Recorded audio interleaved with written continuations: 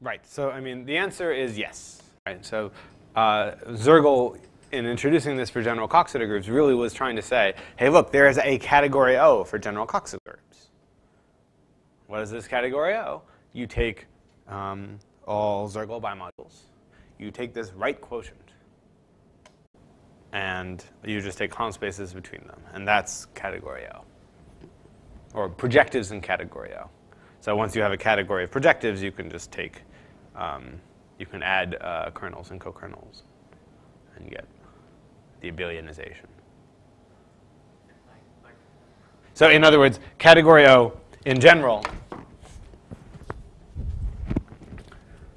right? So projectives in category O, when category O is real, okay? This is equivalent to modules, right? Modules over the endomorphism ring of the direct sum of all Zergel bimodules. Or, I guess I shouldn't put the bar there because that doesn't change the endomorphism ring.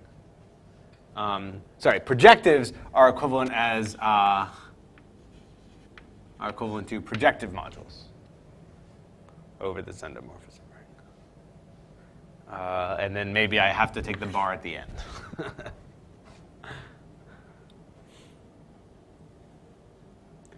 Okay, so you have this, the sum of all indecomposable Zergel bimodules. You take its endomorphism ring. This is the ring that governs the category. If you look at the modules where this factors through the right quotient, so these are the modules, then you get projectives in category O. Okay, but if you just want O itself, then just take all modules, right?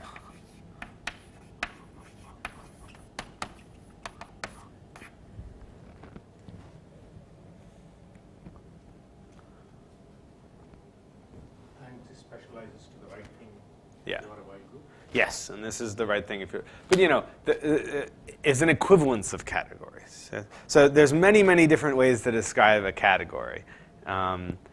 Right, but we can say explicitly, okay, the projectives correspond to these particular objects. Okay, there's a very explicit functor from here to here. And there's a functor from here to here, sort of, you know, perhaps it's easier to describe things in terms of complexes, but it's still, you can describe, you can describe the functor. Maybe I'm a little wary about this. No. Yeah, maybe I'm wary about this actually. I should be careful. I mean.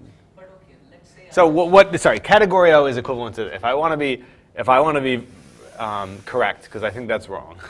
I think that's wrong. It's the core of the homotopy category.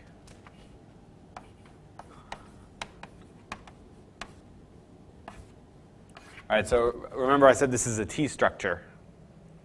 That k less than or equal to 0 intersect. Right, and so I think a category O is actually the core. That is a more correct statement. But on the top line, let's say I take the identity endomorphism of Px. Yes. And 0 everywhere else. Yes, so that should give you the projective Px. That's right. So that's the Zergel functor. You have this functor from projectives in O. Well, it's a functor for all things in O, but to R modules, right, which sends Px to Px.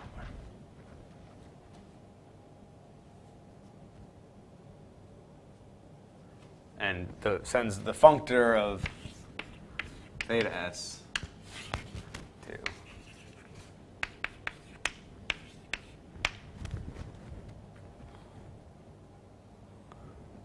right, so this is how you connect them when they're actually defined.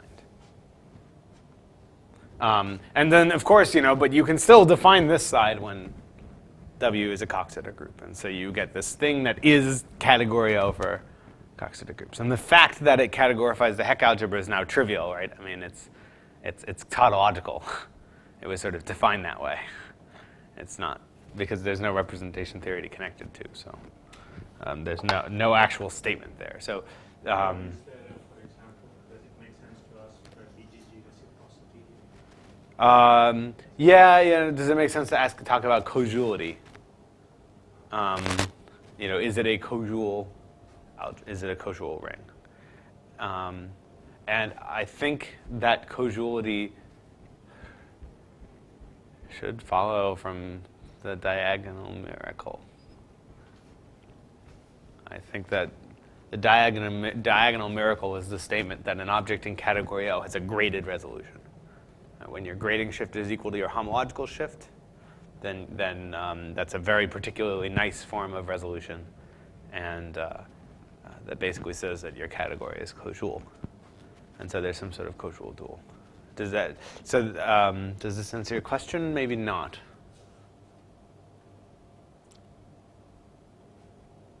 I'm pretty sure that there's a way to answer that question. But I think very rarely about, to be fair, I think very rarely about any part of O other than projectives. So I'd have to think. The larger question would be, is there anything interesting that is to look at there? Yes. Which may be not immediate, but not too difficult. Yeah. Category O defined this way. Right, exactly. So I mean, certainly the easiest things to address would be any question about category O you can ask strictly using projectives. There aren't that many of those. So in order to talk about anything else in category O, you really need to be able to study Ruquier complexes in depth and their minimal complexes. And that's hard. It's really hard to do things with Ruquier complexes. I mean, when you define a morphism, now it's a chain map, and you need to find homotopies when you're composing things. So it becomes sort of very difficult. Working with Ruquier complexes is very computationally intensive. I'm not going to say it's difficult, but it's. Would it be correct to say that there may be questions there which make sense but are difficult to answer? Yes. Difficult in the sense of computationally challenging. Yes. If not actually difficult. Yes, absolutely. So, but in the same way, so in your proof when you use Ruquier complexes, is it correct to say the following, that whatever happened was taken care of by induction, where you knew what the correct statement was? Yes. Degrees, and when you had to look at the maps explicitly, you just had to look at the beginning of the resolution. Yes. Is that Yes, yeah. So I mean, like, the reason we decided to use Ruquier complexes in the first place is because it seemed like you could take a Lefschetz operator and cut it in half, and each half would just be the first term in a Ruquier complex. And I guess the adjoint dual, the map was upside down. That's the last map in a Ruquier complex. So, like, really, all we ever cared about were the first maps. But it turns out that because there's these shifts going up, we want to somehow say that they disappear. Those are the terms that would have really stuffed us up, but thanks to homological algebra, they cancel something in the second degree. Right, so that, and in order for that to work, you need sort of all the degrees, because inductively, the things in the second degree wouldn't have been there if it wasn't for the third degree. So, so I mean, the Ruquier complex proof is, we came up on it. We were only cared about the first map, but certainly the whole homological algebra was important. But yeah, I mean, there's a lot of questions about Ruquier complexes that are totally wide open. Right? I mean, sort of, we know what happens, that, we have this diagonal miracle. You take a reduced expression, and what you get is, it only has the shifts in the correct degree. When you take a non-reduced expression, it doesn't. And the question is, how bad do those shifts get? And this is, there are these things called Garside decompositions in the braid group, which sort of give you a way of understanding how bad an element of the braid group is. How far away from being a reduced expression is it, and so forth. In comparing these things hasn't really been done yet. It doesn't seem so hard. There should be some bound on how negative it can get, based on how many repeated sort of things you have. This shouldn't be impossibly difficult to do. What that translates into for category O, I don't actually know. I really don't. But yeah, there's a lot of questions. What happens when you mix positive braids and negative braids?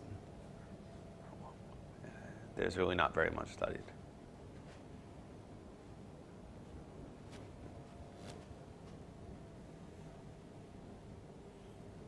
What are the other, why did group cave complexes exist in the first place? Because of Yes. the braid group. So right, because of the braid group action. So I mean, the original situation is probably category O. So in category O, in category O, you have this guy, which is self-adjoint, and so there's sort of some sort of a junction map here, as well as its dual. But there's no grading shifts here, right? So we're not in a graded category anymore. And so these two maps were known to generate a braid group action. Now, and they're also known to do multiple different things, because remember that, so if we call this thing FW, FS and FS inverse. So remember that these compositions of these guys for reduced expressions do very nice things in category O. That is, they send they send one of the vermas to only vermas. So you can get all the vermas by applying this to a single verma. But then you can also, if you start with a tilting, then you get all the tiltings. So you can study tiltings this way, or you can study vermas this way, and so the braid group action on tiltings, or the braid group action, no, that's not right. But there's sort of like a couple different braid group actions that were built essentially out of exactly the same functors. So in some contexts, they're called twisting functors. In some contexts, they're called shuffling functors. And I don't quite remember which context is for what. Again, this is not exactly my expertise. But this showed up first. And so people knew about these braid group actions for a long time.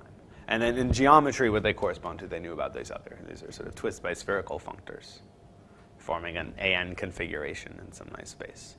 So they understood that for a long time. So what Ruquier basically said was, OK, so Zergel has made this algebraic. So you can come up with these algebraic things. BS goes to R. And these were for all Coxeter groups, right? So even when there's no geometry involved. And he gave a direct algebraic proof that it's a braid group action. So the proof that this forms a braid group action in category O was always very abstract, because it's hard to write down morphisms in category O. So the proof in category O always came from something like this. So these are something called a projective functor. Projective functors are essentially the same thing as summands of tensoring with a finite dimensional representation. So you tensor the finite dimensional representation, project to a block, or start with a block, tensor, now you have many blocks, project to a block. This is a projective functor. And tensoring with the dual finite representation gives you an adjoint. So all these things are exact, and they have very nice properties. And there's a claim that a projective functor is determined up to isomorphism by its action on the Grothendieck group.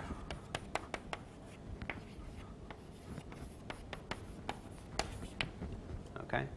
So in other words, when you tensor with a finite dimensional representation on a verma, you get something that has a known filtration by vermas.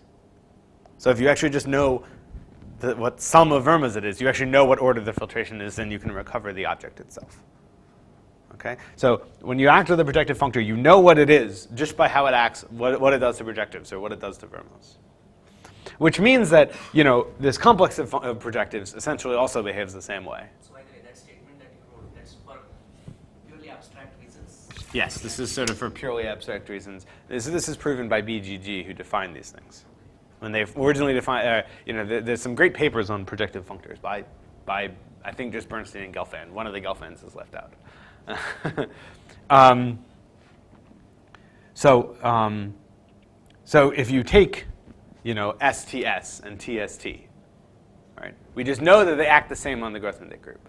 So these complexes are isomorphic, and they never construct, a map of complexes, right? They never actually construct this functor. They just say, oh look, they do the same thing to vermas. So so in fact, they never really even show it's a strong braid group action in the sense of that colloquium lecture. Like they never show that you can construct isomorphisms between different reduced expressions that are actually compatible. They just say, well, they are isomorphic. Okay.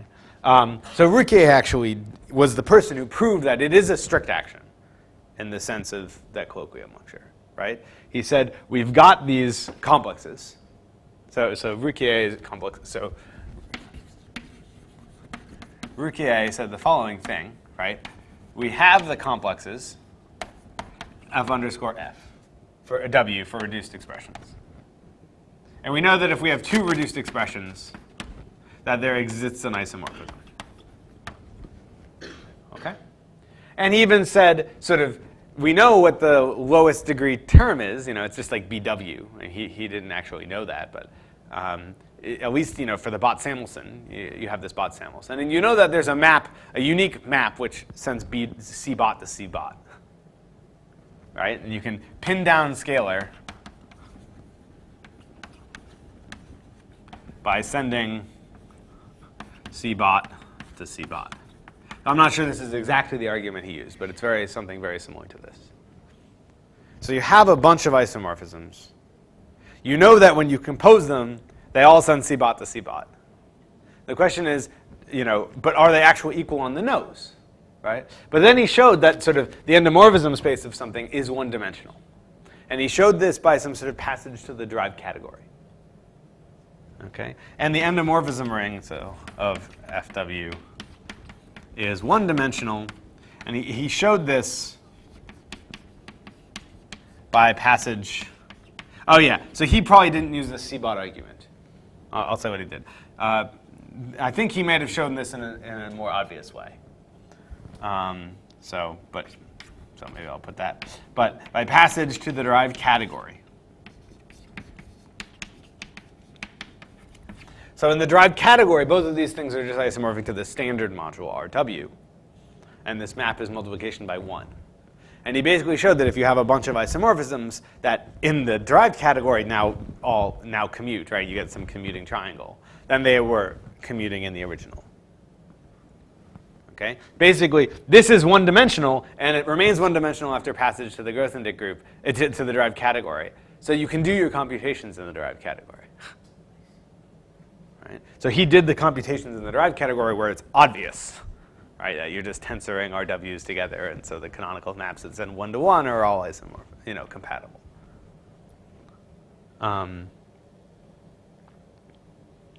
So I didn't write this down very well, but that's the idea. So he used this proof to show that you have a strict action of the braid group for all Coxeter groups. So that was his contribution. The C-bot idea is yours? Yeah, working with C-bot is basically, yeah.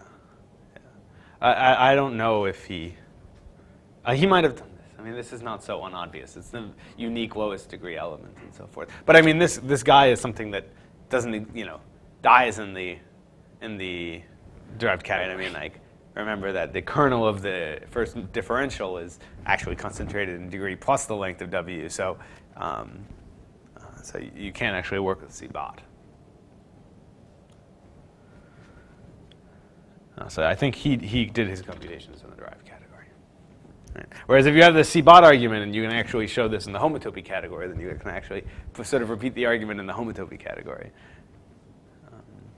But yeah, his basic argument is that passage from homotopy to derived actually doesn't, you can compute in derived, it doesn't change anything.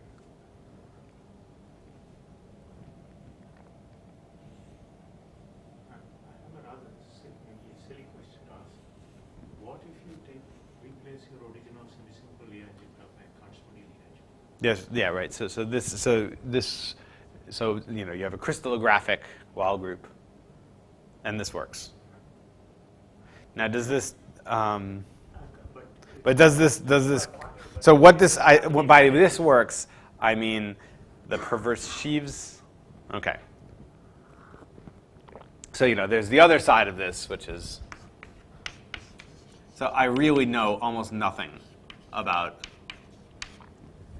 category O for Kac-Moody groups. I'm ignorant, okay? I have some vague knowledge of perverse sheaves, though. Right, so there's sort of two functors from here and here. This is sort of equivariant global sections. And certainly for Kac-Moody groups, you have Kac-Moody group, Kac-Moody-Borel. And this side definitely still works. So Zergel bimodules are the images of I'll write down semi-simple. Oh, so you are not assuming that your Coxeter group is finite? No. This is true for all crystallographic. Crystallographic implies that M is 2, 3, 4, 6, or infinity. Even, this crystal. I see. So long as W is crystallographic, then there is a Kac-Moody group that has that wall group. And you do that Kac-Moody group, and you do this, and you take global sections, and you get the corresponding Zergel bimodules. Or maybe I should say, you choose a Cartan matrix, and you get the Zergel bimodules for that Cartan matrix. No, but wait a second. So, but your construction is assuming only that it's a Coxeter group, Yes, and that Coxeter group need not be finite. that's correct. So your construction works for any Coxeter group, Any Coxeter group. although the examples all that we've seen were Yeah, well, no, we've seen an affine wall groups. fine, yeah. But yeah, they can be really nasty. They can be universal. MST can be infinity for every single pair. And so actually, for that case, I can write down all the idempotents. That paper just came on the archive recently. Yeah, it's easy. Yeah. Right, when there's only two simple reflections, it's Jones-Wenzell projectors. You just have to generalize that. But yeah, so this works for arbitrary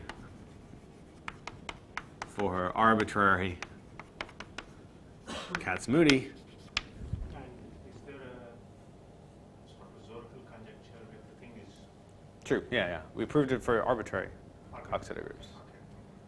okay? But I really have no idea what happens over here. I really don't know that side of the picture. But probably Jordy should know. Certainly Zergel should know. So I mean, Zergel in his original stuff only did this for W, a Wall group. And Herterich, his student, showed this, and his stuff is in German. I've never read it. I don't actually know about this half, but I can't imagine it's that. I mean, category O is weird, right? It's a lot more complicated for Kac-Moody. So I don't actually know.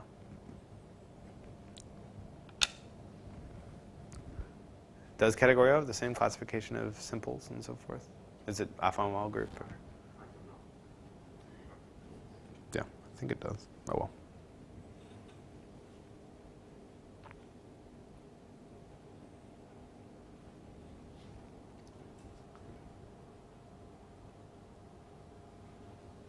Yeah, I don't want to lie to you because any more than I already have. I mean, whether or not category O, even that is okay. Yeah. That's something. Yes, exactly. So, Yeah, and then for W not crystallographic, what's the geometric picture here? Question mark, question mark, question mark. But I mean, is there a way to come up with a geometric picture that encodes things that aren't integers? This is a tough question, right? The integers in your Cartan matrix, these come from counting intersections of curves. You count things, you get integers. Is there some way to get the golden ratio showing up as some count of intersections? Right? I mean, maybe, right? Maybe there's some geometry that we don't understand yet. Some kind of funny equivariant counting that will give you the golden ratio. Some sort of PD. Who even knows, right? But this is. But for the moment, there's no geometric explanation for why we have Hartree-Riemann bilinear relations. If we want one. There should be a geometric object in the first place. So Right. like G mod B, so what? But I'll say something. I mean, there's this other work by some totally other people that actually came out. I guess it came out before ours, but it's basically the same ideas, and it's mostly concurrent. That they take, so for toric varieties, these combinatorial things called toric varieties, and a lot of the time they correspond to geometry, but if you take some non-rational fan, there's no geometric object that gives you this, again, for many of the similar reasons. So, right? so the combinatorics, in the correspondence, you take a non-rational fan. Yeah, right. So if you take a rational fan, you get something geometric. If you take a non-rational fan, there's no geometry, but you can still do all the combinatorics. And they showed that these corresponding, toric, these things that don't actually come from toric varieties, but combinatorially, you get some vector spaces that have the Hartree-Monbiot relations, even though there's no geometry coming from it. They showed that the same combinatorics, that the combinatoric still gives you something with Hartree-Monbiot. So again, there's no explanation. I have no idea. But it's a very similar thing. You have these things that are similar to geometric constructions, but a priori have no geometry. And so maybe there's some geometry we don't know about yet, although it seems less likely in that circumstance. Or maybe it's something new. The reason I'm even saying that there could be geometry, right, is that every Coxeter group embeds inside a crystallographic one. Right, so we've seen H4 embeds inside E8. That was one of the exercises. So is there something you can do to E8 that somehow constructs H4 inside it? Who knows? And, what is geometry after all? It's a name. Yeah, it's a name, yes. Yeah. Zirkel bimodules are geometric enough for me.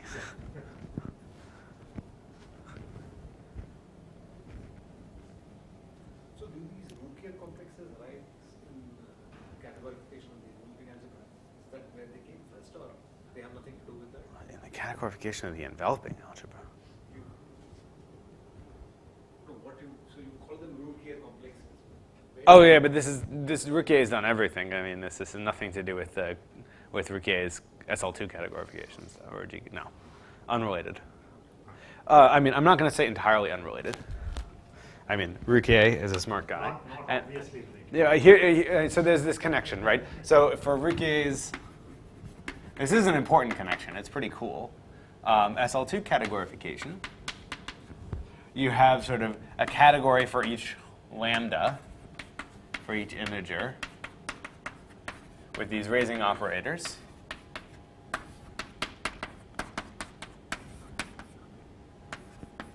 Okay? And you've got these raising and lowering operators, E and F, and so forth.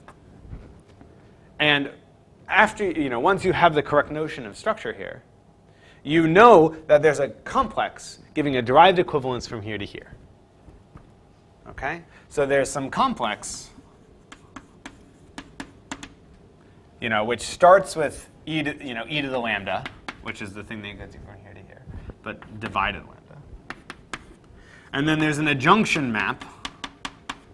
It's not quite an adjunction map, because these are divided powers, not just original things. But you use the adjunction map to construct a map here, and you use the adjunction map to construct a map here, and you repeat. Okay? And on degree 0, all right, so you have a map from C lambda to itself, from C0 to itself, right? So this map is from C minus lambda to C plus lambda. There's another map that gives you the reverse one. Okay, and the other map is sort of going the other way.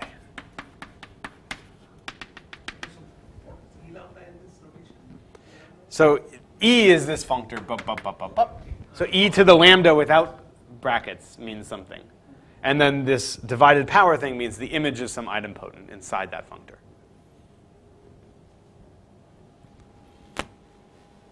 So on degree 0, it's not just the identity, right? You have this infinite complex. 1 is mapped to by EF, is mapped to by E squared, F squared, is mapped to by, etc. With the other complex going like this.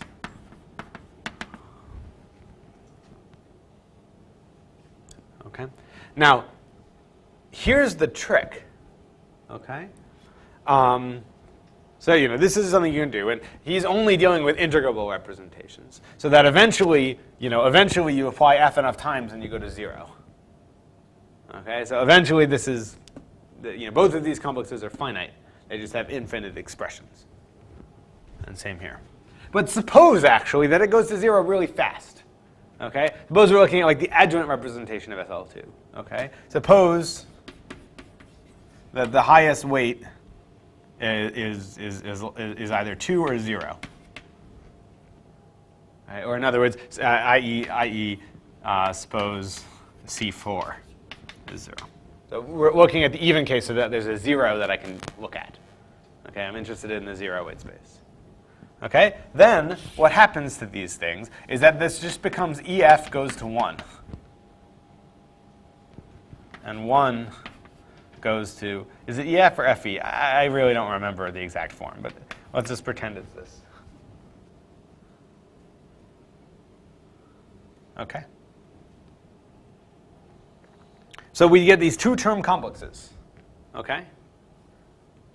And these look an awful lot like these, and there's no accident. Okay? I mean, via some sort of Schur-Wald duality, in fact, you can make this a lot more precise.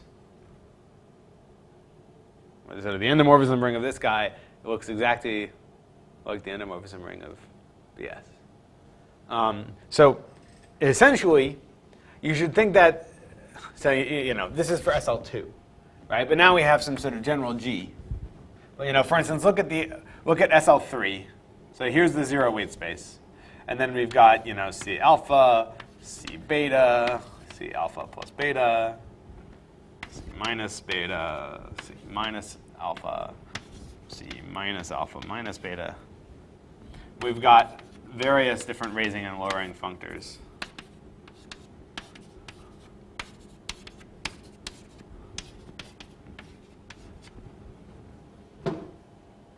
Okay? So this is what the picture looks like for the adjoint rep of SL2. And the point is that you have an action on the 0 weight space. Now it's the braid group of SL3. Okay? Where, for this functor, it's sort of ES and FS. You have ES, FS goes to 1, and you have ET, FT goes to 1. Right? And this is supposed to be an action of the braid group, although no one's actually really proven that it's a strict action yet.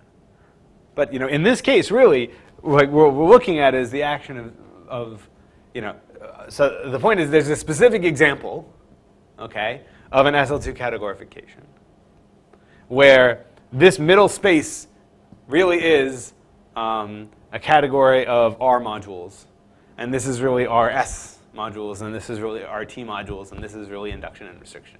So there's a specific example where this is the example of Ruckier complexes. Okay, which maybe some finite dimensional version. Maybe you have to take a right quotient or something. Okay. So there is a specific example where this really is the thing. And this is a slight generalization, but actually really, if you look at its home spaces, you can really have the Zirkel bimodule category act on this guy. Okay. So the point is, when you have representations which satisfy this property, that E squared on the 0 weight space is 0, then you have sort of a Ruckier complex. Then the braid group action induced by this kind of categorification induces a Ruckier complex action. Okay? So if E squared on C lambda is 0, then get a Ruckier complex action. And this actually plays into the stuff that's studied by these, I think, Coutus and Licata and so forth. I don't know exactly which paper they discuss this in, but I sort of learned this from a lecture of theirs at Banff. I think a lecture of Tony's. Okay? And so, there's a lot of very nice representations that have this property, like adjoint representations, because twice a root is 0. Right? And actually, I think maybe Fock space representations, because it's like an infinite wedge product. So if you add something twice, it's 0. And so there's some sort of, I don't really, I don't know what I'm talking about, but there's some sense in which I want to know what I'm talking about. This is something I'm interested in. But there's some sense in which when it has this property, you can do it. But of course, if it doesn't have this property, if you're looking at a big enough representation, then you're really in trouble. It has nothing to do with Zirkel bimodules anymore. Right, this another way to say it is on the Grothendieck group. This is an action of the braid group on the Grothendieck group, and it factors through the Hecke algebra. But in general, if this is not true, then the action of the braid group doesn't factor through the Hecke algebra. So categorically speaking, you don't expect this action of the braid group to factor through Rukier complexes either.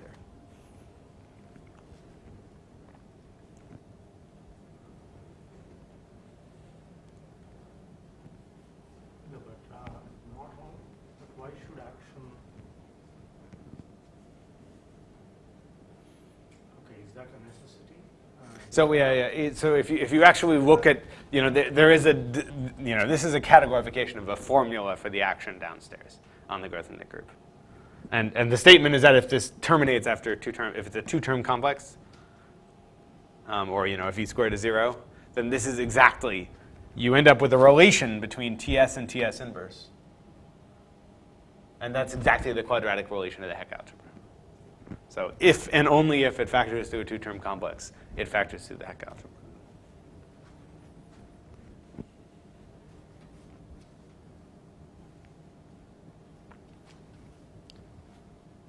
And actually, the fact that this is actually a strict braid group action is something that I'm in the process of proving with Joe Grant.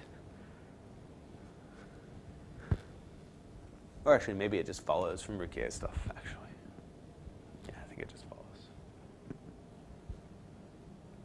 In this case.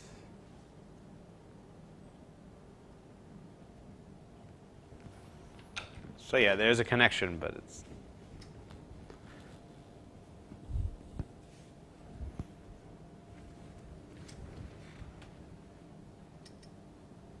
More questions?